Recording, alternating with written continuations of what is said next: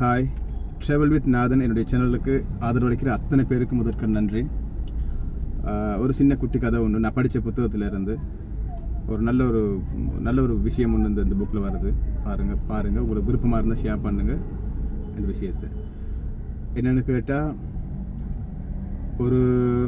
ஒரு போட்டி ஸ்தானம், ஒரு மைதானம். அந்த மைதானத்தில் வந்து நாய்களுக்கும் சிறுத்தைகளுக்குமான போட்டி, ஒரு போராட்டம், ஒரு போட்டி. அப்போ இந்த போட்டியில் வந்து பார்வையாளர்கள் வந்து நிறைய பேர் வந்திருக்கிறாங்க. என்னென்னு கேட்டால், என்ன நாயும் சிறுத்தையும் ஓட போகுது, இதில் யார் ஜெயிக்க போகிறா அப்படிங்கிற என்ன நிறைய பேருக்கு இருக்குது. அப்போ இதை பார்க்குறதுக்கு நிறைய பேர் நிறைய இடங்களில் வந்து அந்த மைதானத்தில் கூடியிருக்கிறாங்க.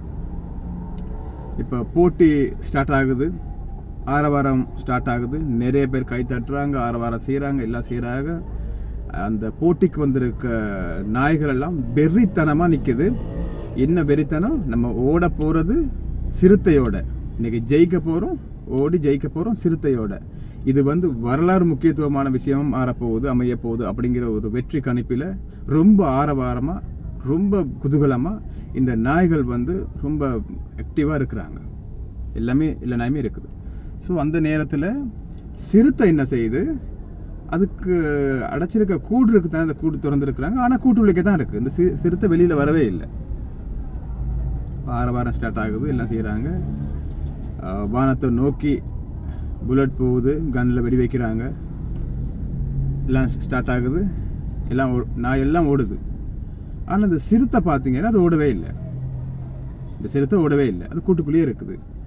எல்லாம் ஓடி நாய் எல்லாம் ஜெயிச்சிருச்சுன்னு சொல்லி எல்லாம் செய்கிறாங்க, எல்லாம் கைத்தட்டாங்க, எல்லாம் செய்கிறாங்க. அப்போது ஒரு விமர்சகர் வந்து கேட்குறாரு சிறுத்தை கிட்ட வந்து, இந்த போட்டி இவ்வளோ ஆரவாரமாக ஸ்டார்ட் ஆகியிருக்குது, நிறைய பேர் எதிர்பார்த்துக்கிட்டு இருக்கிறாங்க, நாயும் சிறுத்தையும் ஓட போகுது, யார் ஜெயிக்க போகிறது அப்படின்னு சொல்லி. ஆனால் சிறுத்தையே நீ கூட்டை விட்டு வெளியில் வரவே இல்லை, ஓடினது எல்லாமே நாய்கள் தான். இது பல பேருக்கு கேள்விக்குறியாக இருக்குது. எல்லாருமே யோசிச்சுக்கிறோம், நீ பந்தயத்துக்கு வர இயலாட்டி நீ உன்னோட காரணத்தை சொல்லியிருக்கலாம், இல்லாட்டி விருப்பம் இல்லை ஏதோ ஒன்று சொல்லியிருக்கலாம். ஆனால் நீ வந்து கூட்டில் இருந்திருக்கிற இதை நீ வெளியில் வரலை, பந்தயத்தில் நீ கலந்துக்கிறவும் இல்லை, என்ன விஷயம் அப்படின்னு கேட்குற நேரத்தில்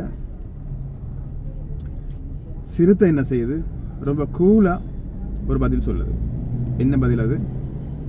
எல்லாரும் எதிர்பார்த்துட்டு இருக்க பதில் என்ன பதில்னு கேட்டால், சிறுத்தை சொல்கிற பதில் தான் வந்து, நான் வேகமாக ஓடுறது வந்து உலகத்தில் அத்தனை பேருக்குமே தெரியும்.